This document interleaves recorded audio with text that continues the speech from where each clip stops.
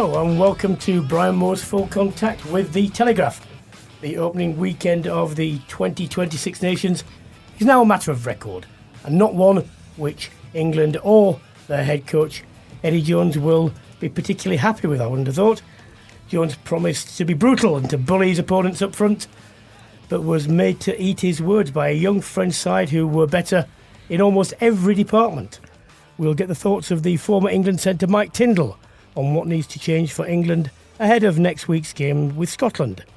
As for Scotland, well, they were left to rue missed opportunities against Ireland in Dublin, notably, obviously, from captain Stuart Hogg, who inexplicably simply dropped the ball over the line when the game was finally balanced. But they were positive for Gregor Townsend's side. Ireland got off to a winning start under the new coach Andy Farrell, thanks to 19 points from the newly appointed captain Johnny Sexton. And despite claims that Scotland had played better rugby, Farrell says he was very happy with the performance. We'll speak to the former Munster and Leinster back row, Liam Toland, about what he made of Farrell's first game in charge. Next up for Farrell and for Ireland is another home game, but this time it's against the defending champions Wales, who cruised to victory over Italy in Cardiff.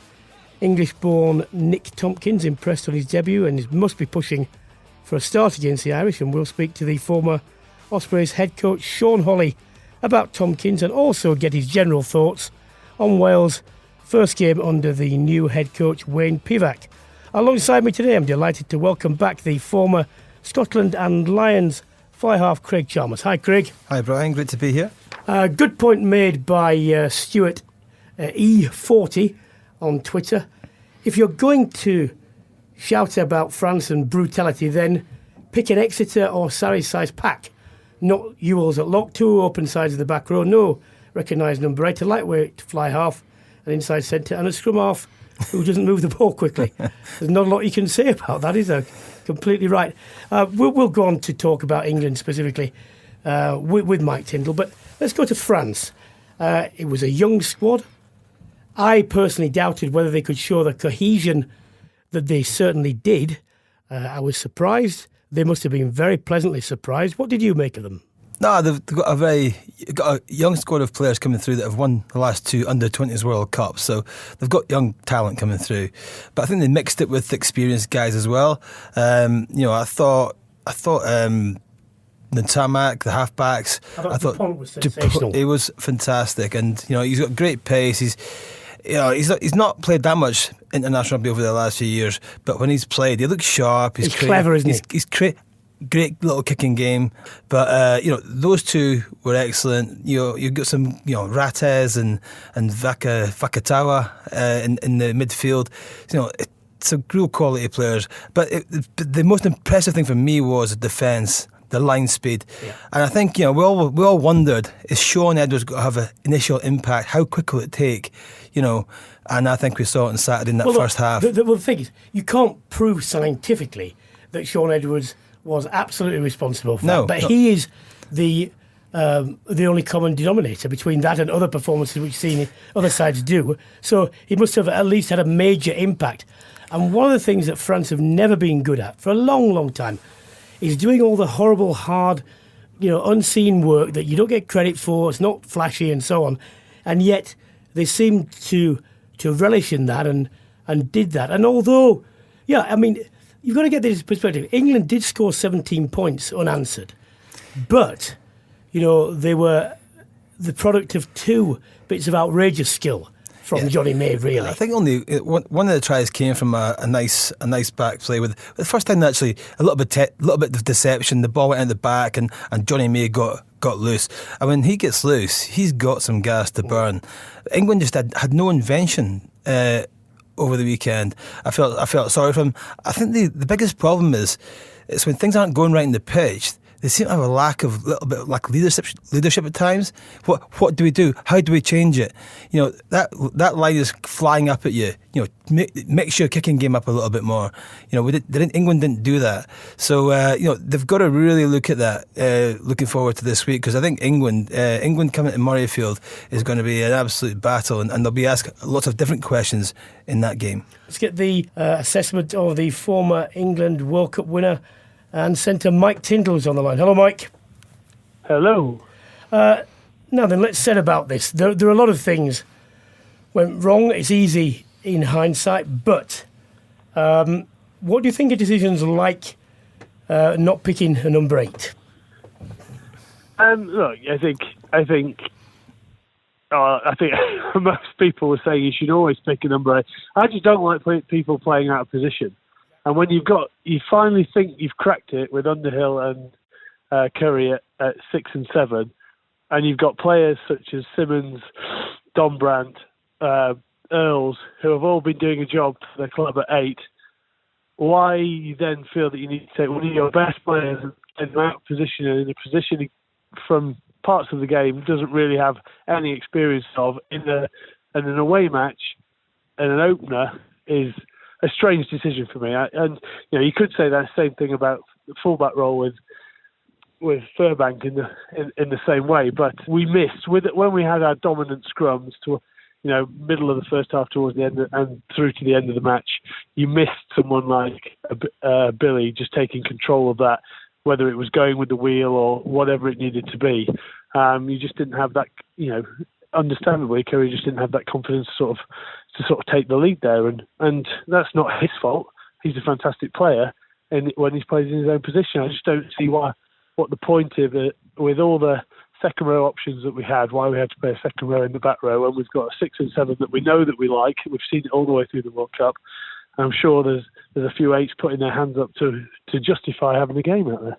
Yeah, because that's the point I was making before we spoke to Craig, is you've got to consider it's not where you don't play, it's when you take players away from what they should be doing and lose what we know they can contribute. That's part of the equation. It's not just saying, we haven't got a like for like number 8, therefore we'll do this. You've got to balance it against the fact you're taking Curry away from his position and so on and so on. But I tell you what, for me, one thing that is going to become very acute, if it's not already, is the scrum half succession planning and indeed starting and birth positions, because it seems obvious to me that there are after scrum halves like you've got Spencer there, you've got Robson and so on, that he just doesn't seem to rate. Now, if he doesn't, and he misses a whole generation, where else is he going to go? What is he supposed to? What is he going to do there? Look, I completely agree with you. I've said this for 2 years. With the fact that, if you look at, apart from the tour to Argentina that we went on, he's never really tried another option outside Kerr, Wigglesworth, Youngs, and then now Willie Hines. And obviously Willie Hines probably isn't going to make the next World Cup either. Obviously Ben Spencer is doing it week in and week out and has been doing it for a few years down at Sarries. You've got to ask the question, what is the plan there? Everyone's going to highlight it now off the back of how well Dupont played, that shows that young players can turn up at that level and play well in those key positions. And I agree with you. I mean, I just think it's quite negative. I don't think, if Youngs is not quite on his game, I don't think he's the same player as what he can be. I thought first half his kicking wasn't what we expected to be, and we didn't put pressure on any of our kicks in terms of chase. So I think they have to have a look, because, if you get too long, you're suddenly not going to have Dan Robson's going to be also 30 before he gets a cap. And I just don't see what the point is of that, when what we try and play is, as Eddie says, brutal rugby, and nowadays that involves playing speed of ball. And at the moment, I don't think we've got the people who are playing quickest ball away from ruck that we can get. I mean, just to put it in context, Scotland this week, even though they lost, not having Laidlaw there slowing down the ball, they looked completely different playing at the speed of the ball that they were, and caused problems. It was just up and away so quickly. Yeah, they didn't get the result, but that was one area that I thought was way better. There was no slowing it down, and England have to follow suit. And I think just the sheer fact that we are now only relying on people 30 plus is a tricky point for me, but it has been for the last 2 years. Well, just let me put this point to you as a wrap-up point for this position. I'm told that Eddie Jones is not particularly happy with the leadership qualities of some of the scrum halves that we've mentioned in the chasing pack, the younger pack. Now, I don't know if that's true or not. in terms of whether they do or don't take it. But if, for example, that is his view, how do you square what seems to be a very difficult circle to me then? Well, I'll ask you another question. What did Ben Youngs do in that first half to change what England were doing? Well, I agree, yes. I mean, that's the thing, is they talk about leadership, and there have been games, World Cup final, Ben Youngs, 90 caps. How does he influence the game? You know, he should really be bossing Faz around. But then everyone seems to look to Owen Farrell to do that. And I just think, you just look at Dupont, for example, it doesn't prove to be an experience-based position or game. Yeah. You have to expose people to find out whether they can cope with it. Well, that's absolutely the point, isn't it? You're never going to know whether they lead or not if you don't play them. That's for certain. And you can't. But then with someone like Spencer, you can't say that he can't. He's not had the exposure. He's won Heineken Cups. He's won massive games in Europe. His natural progression is the next step. Is doing that for England week in, week out. And I know that Eddie wants to play. He relies on. He wants good box kickers. Wants good kickers from around. But again, Ben Spencer, does that week in, week out. So, I just don't buy into the argument. I think now with rugby in general, isn't an experience type. It isn't as much about experience now, because teams seem to be only able to play one way, and if their way wins, then they win. If it doesn't win, they go, "Oh, we'll change it. We'll change it next week," but no one ever does. If you look at South Africa, play the same attritional rugby they've always played, and if it works, they're very hard to beat, as in the World Cup final. Some teams play really loose. I was hoping to see Ireland play a different style of rugby, but they still played the way that they were playing in the World Cup. So, it's not that easy to change. So why don't you just get on board that you're going to have to bring young players through? That France team in that quarter final against Wales were unplayable in the first half, and they were young and they were just running angles and they were playing what they'd seen.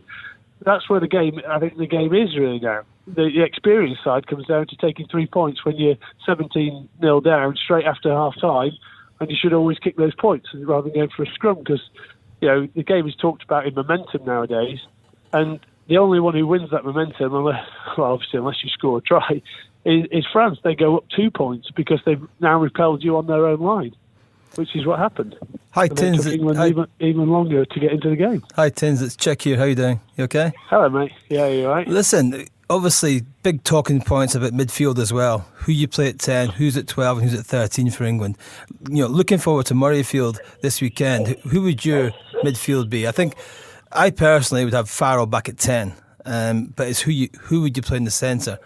Well, it all depends who's fit. And that's the problem. If Manu is fit and fully fit, then the Ford and Farrell does work. But if then Manu goes off, which obviously happened on the weekend, then you sort of get a mishmash. To be fair, Ollie Devoto's probably not quite there for me, but then obviously Slade's injured. And then the question is, would you give someone like the young Northampton guy a go? Dingwall. Dingwall runs really good lines. Really good support lines. He's quite, he's straight. He'll keep defences straight. But then centres also come down to who's in your back three. Now, if you had someone like Joe Cockensina who could come in and run your decoys and carry for you, or Jack Knoll or someone like that, then it gives you a bit more freedom in the centres. But if you're going to play some lightweight wingers, then you need someone who's going to do the graph for you. And when Manu goes off, which he did, unfortunately did after 50 minutes, that takes that element out. And when you've got Jonathan Joseph and Ollie Devoto on the bench, it puts you under a little bit of stress there. Well, it's obviously good for us Scots. Listen, it's uncertainty about who you're going to play in the backline this week, because I think there's massive uncertainty who will play. Do you go with Furbank again, or do you give him another chance, or do you go back to Slade? Well, to be fair with Ford, he kicked exceptionally in that second half in terms of positionally, just pinning France back, and we missed opportunities through handling errors off the back of it. But I think he did put us in the right areas of the field. Now, whether through the actual squad that he's got to pick, obviously now this is a must-win game, so I don't think he's going to do anything drastic. Obviously, it'll all wait on Manu being fit. If Manu's not fit, I really don't know where he'll go. I think he'll play Jonathan Joseph, but then whether he shifts his 10 and his 12 around, I don't know. I mean, if you look at it, you haven't really got any big units out there who can actually run decoys and be that. I'm not saying you need that; they're still all powerful athletes, but yeah, it's going to be something that's difficult to sort of note down on paper and actually get right. And is he going to stick with Furbank or is he going to have to change that? And there are a lot of difficult questions for them to answer. To be fair, definitely. Mike, thanks very much for taking time off the school run. I know that can be difficult. Good man. They're going around in an electric Defender right now. It's so loud. I keep trying to run away from them so that you don't hear it. Cheers, mate. Thanks very much. No worries. Cheers, mate. I think the upshot of that discussion is that Eddie Jones has got limited room for manoeuvre if certain players aren't fit, and it will be. I would imagine if you're Scottish, you'll be quite pleased about that. Delighted, I think. It's a cliche, but it's said so often because it's absolutely true. If you lose your first Six Nations game, you can be in quite a lot of trouble, because not only does it mean that you're off to a poor start and under pressure, it means the second game is absolutely crucial. If you lose the second game, it's the same for England and Scotland. That's it. You're not going to win the title. No. And who knows where your campaign might end. You could spiral into, ignominious, inglorious failure, or you might steady the ship. But this is such a big game. And out of the two, Scotland didn't play badly at all. They probably should have won that game. Yeah, it's all about momentum, and I think obviously Scotland went to Dublin. I was over there, and we should have got something out of that game. You can't drop the ball over the line with nobody's around. You cannot squander opportunities. You don't get that many opportunities at this level. Well, the thing is, they created quite a lot of things, but again, a bit like England, you saw the amount of ball they turned over in crucial areas in the 22. The penalties they gave away when they were on the front foot. We created a lot of good situations. Good positions on the pitch. 5 metres from the Irish line. And then we got turned over. We weren't accurate enough. We've got to be far more accurate at the breakdown. I thought our boys stood up to the Irish. They physically, mentally, they were there. They looked strong, and they did not let Ireland away with anything. But fair play to Ireland. They didn't show much invention. The one real bit of invention they had was Johnny Sexton's try, which was a lovely try. But they defended very, very well. And, they did, not always legally, but as a Scotsman, I'm not sure I can say that. No, I don't think frankly. But the Stander and Van de Fleer, they were outstanding at times on Saturday. And, I think we will have to be... We're far more accurate at the breakdown and far more ruthless when we get into the 22, into that red zone. We've got to take our opportunities. We've got to build the pressure, put England under pressure, and actually come away with some points, drop goal, penalty, or hopefully a couple of tries. Well, it's been announced that Finn Russell will not be in the side again. Now, let's go into the background of this. Look, his old man was sacked by the SRU, wasn't he? Yeah. So there's not a lot of good blood between the Russell family and Scottish Rugby Union in general, but the sort of details I'm hearing about, refusal to leave the bar, refusal to carry on within the camp when he was offered and so on, and just going home, suggests to me that this is not a short-term problem necessarily. No, it's not looking like it. And to be fair, there has been a bit of an issue, I think, between Gregor and Finn.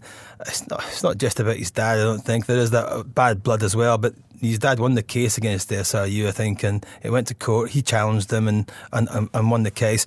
But it goes back to last year at half-time. England, Scotland at half-time, and England are 31-7 up. And I think the chat from the eye here is that Gregor comes in and goes, let's win the second half, whereas Finn goes, let's win the game. And, they fell out over that. Obviously, me and Gregor didn't think they could win the game, but the boys proved different, and they just about did win the game. And I think there's a big fallout there, and I think there's been a bit of bad blood since then, which sort of flowed over to the World Cup as well, I think, and I think you sort of saw there's a little bit of disharmony in the squad between your senior players and the way they were trying to play the game. So yeah, I don't think it's going to fix quickly. I think it may be he may be back in before the end of the Six Nations, but from what I'm hearing, until he apologises, not just to Gregor personally, I think to the squad, I think he'll be left out. Could be waiting a while then. This is all made a little less traumatic, isn't it, by the fact that Adam Hastings stepped up and played very, very well. Yeah, no, listen, fair play to Adam. He's had a few games. He only won one game in the World Cup, but got man of the match in that game. But that was his first Six Nations start, and I thought he played really well. He didn't make many breaks, but he made time and space for others. I think Sam Johnston played off him really well at the weekend. He looked full of confidence. He kicked 4 out of 5 goals. He looked pretty composed, and it's good that he's done that. And I think Finn, Finn and him get on really well, so he was on the phone to Adam and encouraging him, and he would be hoping they did well, and he did do well on Saturday. So it just maybe the Finn thing is going to rumble on. Don't get me wrong, because he is a world-class player, and Scotland do need him in the squad. But at the moment, Adam's going to get the opportunity to play against England next weekend. But surely the point for me is this: yes, obviously you do need world-class players in your squad, particularly with Scotland, where, let's face it, be fair, you don't have enough. Yep. But the fact is this: you can accommodate difficult players, but when they become divisive, by the absolute definition of that word and the fact that it's a team game, they can't be in a team. No. They have to get themselves into position where they're no longer being divisive. They're no longer dividing opinion. And until he gets into that place, Scotland just can't pick him, can they? No, they can't. And there's no one player is ever bigger than the team. We know that. But I think the key here is Stuart Hogg. And Stuart Hogg is taking over the captaincy. And there was a little gang of sort of senior players there: Stuart Hogg, Greg Laidlaw, John Barclay, Finn Russell, all big mates. So I do think that Stuart Hogg's got a massive part to play in this. Just getting the guys back together, and Finn's got. I think Finn's got to just eat humble pie, and just come back and say sorry, and just let's get rid of it. We don't need any more negativity hanging over Scottish rugby. And at the moment, until he's back in the fold and involved with the squad, it's still going to be there. So we need to get it sorted sooner rather than later. And I think Stuart Hogg might be the key to that. Well, just let me make a final point on that before I ask you the final question about the forthcoming England-Scotland game. If you were out on a stag weekend and everyone's completely hammered and you all think, God, it's time to go to bed, and one guy says, no, I'm staying in the bar, I'm going to carry on drinking, you look around and think, why? And this is not, this is guys on a stag weekend, not professional athletes. And I just wonder, if he looks at it seriously, Finn Russell, he has to say, why am I saying I need to carry on drinking? What does that say about my state of mind at the moment? What does it say about my relationship, with things off the field? That's the point I would make. He needs to answer that, and only he can answer that. Just on for next Saturday, if any, what sort of changes do you think Townsend might make? I'm not sure. I was impressed. I was really impressed with Craig Sutherland, who came in at prop. Very, very good. He'd been at rugby for 4 years, international rugby for 4 years. I thought he came in and did a really good job. I wouldn't make any changes. I'd keep exactly the same team. I don't think there's any reason to make any changes. I didn't think anybody had a bad game. Maybe there's a couple of high balls, a little bit in the air. There's stuff to work on. There's always stuff to work on. But I thought our physicality, our intent, I thought Xander Fagerson, a prop, I thought he was tough and rugged and he's just annoying. He's a bit like a Otoji. But I thought both second rows actually, second row has been hit and miss for Scotland. Sometimes they perform well, and obviously when second rows don't put the grunt work in, you see it and you feel it. Even if it's not immediately apparent why things aren't going well, particularly in the loose, because they do a lot of clearing. And that wasn't the case. No, I just thought everyone looked like they were enjoying themselves out there. Okay, we didn't win. That's the biggest problem, is our accuracy there. We didn't get over the line when we should have done. We didn't get the points on the board when we should have done. We didn't exert enough pressure on Ireland to get those points. But I just thought everyone looked like they knew what they were doing. It was a much more simpler game plan, a bit more direct than Gregor's had in the past, rather than going this wide stuff, fast, crazy stuff. He was more direct, and I thought Sam Johnston was a key to that. He hit some great lines off line-outs, off young Adam Hastings, and I think we've got to play very, very similar. It depends what England pick, because I think that's a massive key to how they play.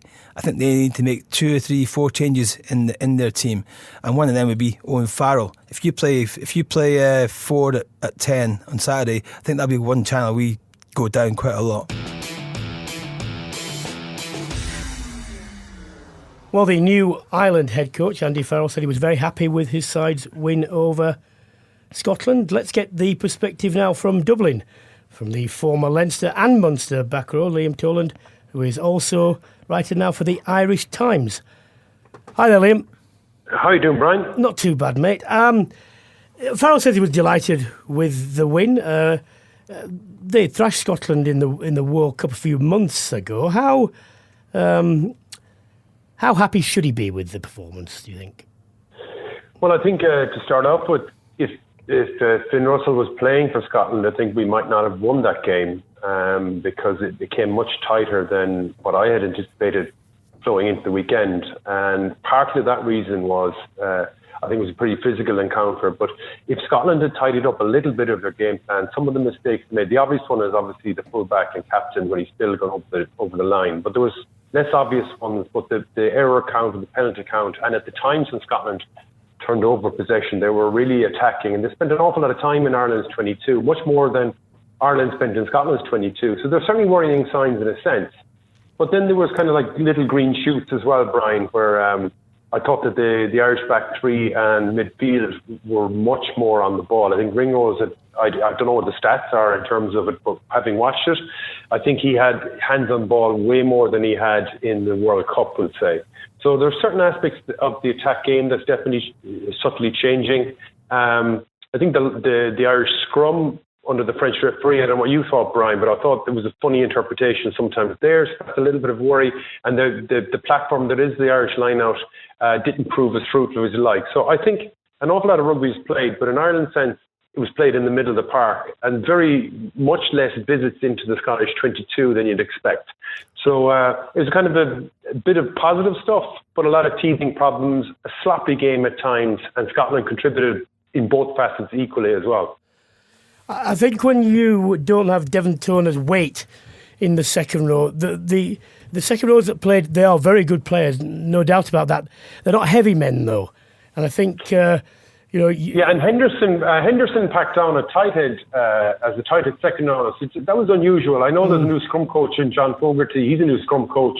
Obviously, Peake has gone on to different things. But Fogarty, who's come through the provincial system, was involved in Leinster. He's scrum coach there now. I don't know why the change put Henderson in a tight head second row. That's the first time I've seen it, and James Ryan going in at loose head. So traditionally, Toner or Ryan were those types of guys. So there seems to be a subtle change in what they're doing at scrum time. I haven't seen enough to really figure it out, but that's a definite difference from the past couple of seasons. Yeah, well, we'll see how that goes, because it doesn't always work. They might have to jig around with that. I mean, unfortunately, Caelan Doris went off with a head injury after only a few minutes. But I was speaking to Alan Quinlan about him, and he rates him quite highly. Do you think he will come straight back in if he's available? And to what extent do you think his selection ahead of others signals how Ireland want to play differently? And if so, what is that? Well, I think back to what New Zealand were doing with Kieran Reid when they were trying to, remember after the first test against the Lions, they really got snapped by this Sean Edwards style of offensive blitz defence. And they set up Reid much further out, wider out in a pod. He was lighter kind of in the 13 slot, we'll say, and he'd set up a pod. And that would open up a blind side for the Northern Hemisphere sides to have to defend.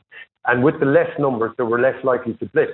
And it meant that the double pivot of Mackenzie at full back for New Zealand, or whoever the out half was, they could attack that short, and they got a huge amount of positive return from it. I think having someone like Max Deegan, who's a Leinster player, or Caelan Darras, has the skill set and the athleticism to mimic that style. I think they're more comfortable playing for Leinster, utilising the full width, the 70 metres, more so than what Ireland's been doing with CJ Stander in the past as a number 8. He's a very different style of number 8. He's an abrasive guy. He wants to get into contact very, very quickly. But I think those two guys in particular have a skill set and have come from a platform in Leinster that can ask questions in different parts of the field. And that's why I was really, really excited by the whole new season, obviously, in terms of the Six Nations, but seeing how the balance of the Irish back row could move the point of attack much wider than it has been for the last few seasons. Liam, it's Craig Chalmers here. How are you doing? Good, Craig. The last time I was talking to you, we were on a bicycle. I thought you were going to say on Saturday night in Dublin, but I can't remember. Listen, obviously halfbacks, obviously key part of any team. But Johnny Sexton at 34, do you think being made captain? He's obviously always run the show, but coming back, no rugby behind him into that first game, was it a lot to ask of him, or what do you think? I suppose that the 9 and 10 slot has been causing a lot of debate here, Craig, in Ireland, particularly with John Cooney in Ulster's rich vein of form. Like, he seems to be just really driving Ulster forward in Europe, and you have to give him huge plaudits. That was a big decision. I thought, though, that picking Murray was sensible, particularly with Caelan Darras at number 8. To have a test line there was very, very important. Just the speed of the ball that the halfbacks are playing with is different from that they're in Leinster. So it does open up questions, but there's no obvious out half. There's injuries here, as you well know. So there's no obvious, like the Byrne brothers are certainly knocking on that door. And there's a couple of special Munster out halves as well that are knocking about as well. I think it's a good decision to make Sexton captain. I don't think it's like a long-term decision. I certainly think it's to provide a little bit of safety net and a stability in the leadership circle, but there's definitely word around the campfire that there's a loosening of the controls that the previous management structure would have had, and allowing players to kind of breathe a little bit more oxygen into their brains themselves. And I think Sexton is a good bridge to allow that. I'd be very surprised if it's not looked at from tournament to tournament, and certainly with the World Cup and a lot of rugby being played, it would be sensible just to keep it tournament to tournament as opposed to a long-term decision. I think someone like a James Ryan is the type of character that will grow into that. He's still relatively young, but there are options of leaders coming through. So the big decision, I think we're very vulnerable against Wales this weekend, extremely, extremely vulnerable, because we're not quite bedded into our game plan. And it would be very interesting to see, obviously, what Wales select. But from an Irish point of view, will they go with John Cooney now? But there's going to be more reshuffle. So I think Stander would most likely start at 8 if Darras isn't available for whatever games he's not available. So I can't imagine him overly changing it, because I do think we are vulnerable this weekend. Well, funnily enough, both Alan Quinlan and Paul O'Connell said to me that the stated aim of both Sexton and Murray is to go to the next World Cup. They doubted whether they could do it, but they were absolutely in line with you by saying, why not give them tournament to tournament, see what comes along, because you've always that in the background. But they also agreed with you about Ryan as potentially the longer term captain. Oh, there is. And Brian, there's been massive change in Irish rugby, and Joe Smith deserves huge credit for what he's done. But not just him. The province is a completely different rugby environment than when, say, I started playing with the likes of Alan back in the early 90s. And there's a whole new sense of ownership, and the players themselves. There's just some quality. We've looked at the academy system that the schools in the Dublin area, Greater Dublin area, are producing wonderful players. But there's a whole new set of breed of athlete and leader as well. So we're not in a dearth of leadership. In fact, I think the previous regime might have stunted a little bit. I don't think it gave it as much, allowed it to breathe as much as it should do now. But there's lots of really good guys coming through. But certainly James Ryan is right up there. Caelan Darras, Deegan, a lot of these guys have come through leadership themselves at various underage levels, so I wouldn't fear for that at all. How are Ireland going to cope with this new attacking flair Welsh side that's going to be coming across the Irish Sea this weekend? Because I I do believe what you said as well. I think it's going to be a tough game for you guys this weekend. I think Stephen Jones has made a huge difference already in his time with Wales during the World Cup and start of the new Six Nations. And I think they're going to come over to Dublin this weekend and really have a real good go at you. How do you think it's going to pan out? Yeah, well, I think it was Wayne Pedwick said, a couple of weeks ago, don't defend the title, go out and win the title. And there's quite a paradox in that, because the last time we played Wales didn't have to play much rugby at all in order to beat us and win the Grand Slam. In fact, they had the highest tackle success rate of the Six Nations at 90%. So defence has always been their kind of a cornerstone. Very, very interesting who's their back three are going to be when they come to Dublin next weekend.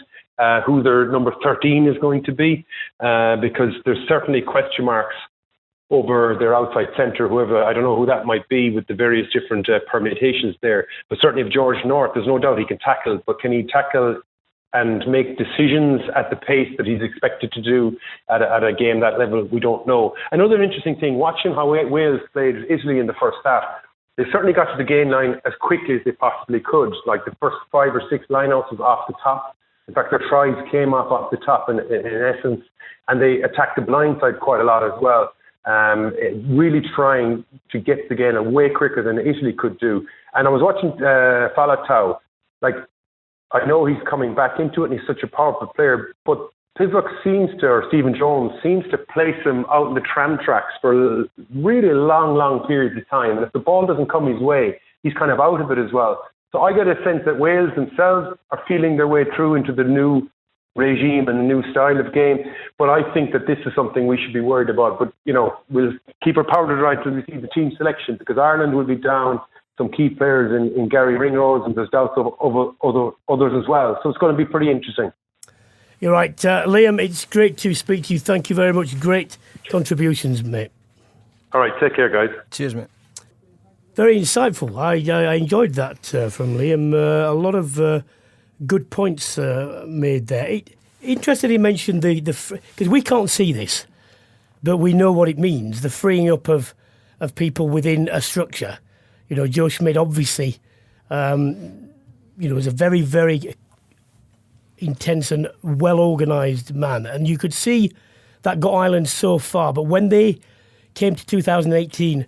and they were at the apex, and then people worked things out. This was necessary, wasn't it? They had to start to give a little bit more latitude to the players on the field to sort things as they appear. More responsibility. I think Johnny Sexton, obviously, he always takes on too much responsibility at times.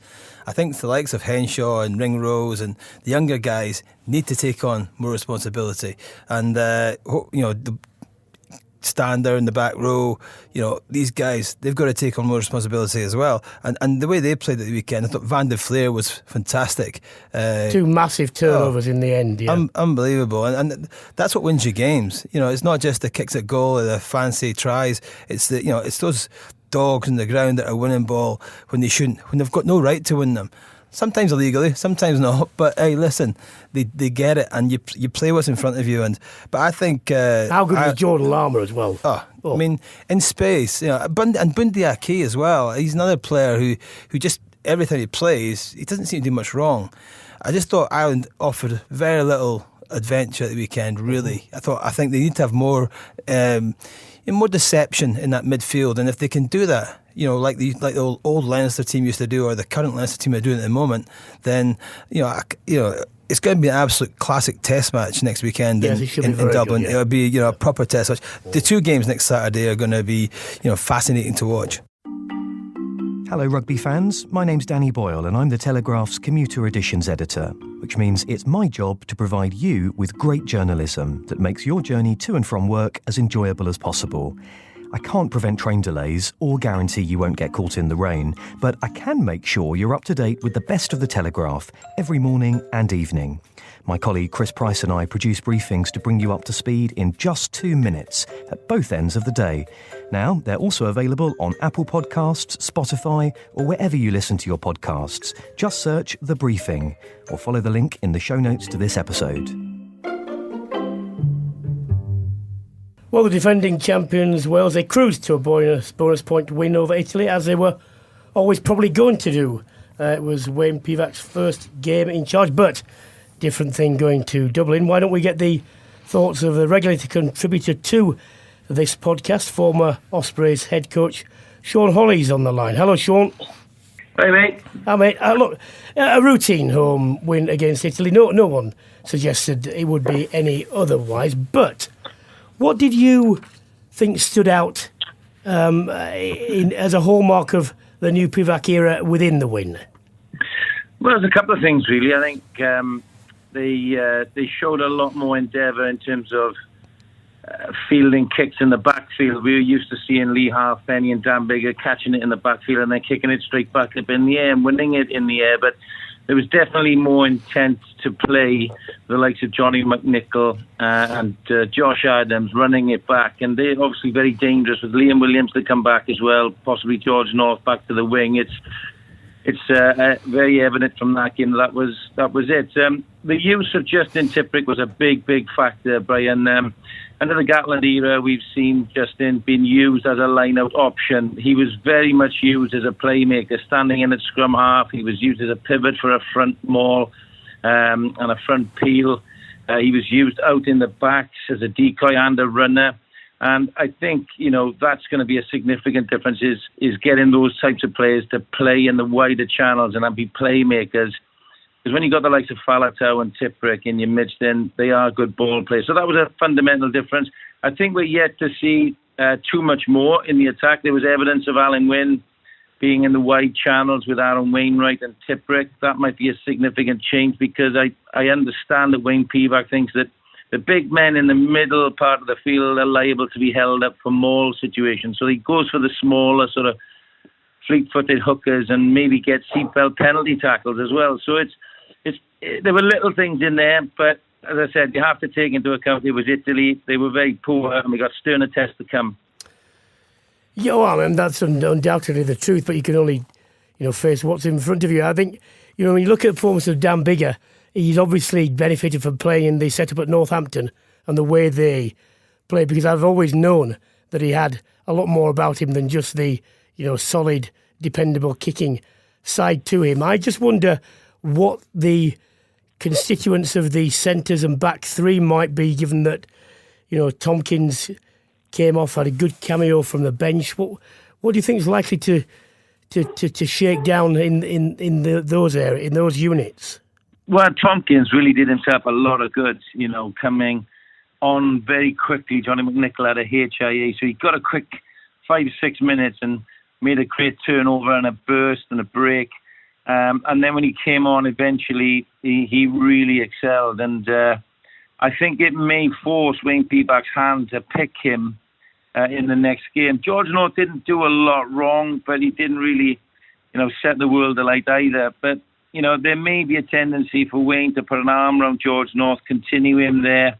I think the man under pressure may be Hadley Parks. He hasn't played very well at the start of the season. He looks a little bit battle-hardened and in need of a rest. My feeling is, though, Brian, if I'm honest, he may go with roughly the same team. It's Ireland away at the end of the day. He wants to build into the championship. Tompkins, I think, because Jonathan Davis is out long-term, will get starts towards the end of the Six Nations, but he may just feel he needs to start with a similar sort of team just to take on the sort of more savvy Irish in Ireland. So, but Tompkins, for me, did himself a world of good. Hi, Sean. Craig Chalmers here. How are you doing? How are you doing, Craig? All right? Good, mate. Good. Is that how you would go at 13? You go with Tompkins in this game, or I thought George North actually. I know he was playing the centre. He's one player that you've got to get the ball in his hands far more often, and I think sometimes he gets a little bit lazy. He waits for the ball to come to him. I thought in the game on Saturday he actually went looking for it a little bit more. Came in some short angles, and which led to one of his tries. So you're right. I mean, at 13 he's forced into the game, isn't he? And I think that's what Pivac's trying to do. Is his form and his sort of confidence has been low. So I think he wanted to get him in there and play him and sort of nurture him through. And I think it's a good tactic, Craig, because George perhaps isn't as strong mentally as some of the other players, and he certainly grew in the game. And when he got his try, because he had one disallowed, you could see a little bit more oomph from him. And there's a big clamber down here in Wales to pick Tompkins off the back of that. I know we've got him now, he's capped, and I think we can bring him on. I think we need to nurture George, because as you rightly say, he's a big, big player for Wales. And if we've got a fully firing George North, then he's going to really add value, along with, if he's playing 13, McNichol, who's got more to come, Josh Adams, who's on fire, and then Lee Halfpenny, he's playing well, but you've got Liam Williams to come back eventually. So there's a lot of cards to use there. It's a good position to be in. I think George as well. George's a great player. I think Dan Berger will thrive under Stephen Jones, I believe. I think you'll see even more from him in the coming games. But George North, not just carrying the ball, but a decoy as well. He attracts players towards him, so he's going to make space for others to then run into holes outside, inside, wherever. So I think Wales they will use him really, really intelligently, and you'll see a lot more of George North in this Six Nations, hopefully. Yeah, and I think Tompkins can really add value off the bench, and then eventually we'll get a start. But I agree with you, Craig, on Dan Biggar. I did a little bit on the TV last night. He's playing flatter to the line. He's playing with a lot of confidence. He's taken his recent club form now straight back into the Six Nations. And interestingly, they give him the kicking duties ahead of Lee Halfpenny, which would suggest that Liam Williams may come back in later on in the tournament. But he's just running the show at the moment, a bit like Stephen Jones used to do when he was playing for Wales. Yeah. Sean, final question. Always a big area, but the back row battle will be important out in Dublin. Aaron Wainwright is proving, to be an exceptional starter at 6 at the moment, and you've got Faletau back. Didn't quite work, I think, as well as it will do because, of the relative lack of number of times the combinations played. But how do you think they'll cope with the Irish back row? I think they'll do well. I think CJ Standerbray was amazing for Ireland on the weekend. I'm a big O'Mahony fan, and I'm wondering whether Keelan Doris has had such a knock that he won't be available. It's a real shame, but O'Mahony's the type of guy who can stop Wales along with Stander and Josh van der Fleer. I think Wainwright's been a real find.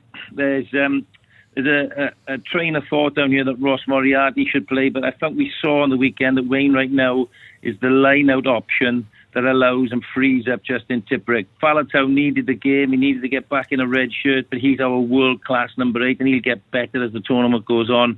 So I think that combination is good at the moment, and I think the Irish will look at that and think, do you know what, that's a pretty good balance. Yeah. You put the rest of our pack in there with Alan Wynne, captain fantastic, and it's going to be a tight game. I was really pleased with the way Scotland played, and it showed that Ireland is still just a little bit vulnerable. So I'm really excited about it. I think it's going to be really close, and maybe there'll be a defining moment in the game. I'm sure you're right. Great to speak to you, as always. Thanks very much, Sean Hawley. Cheers, boys.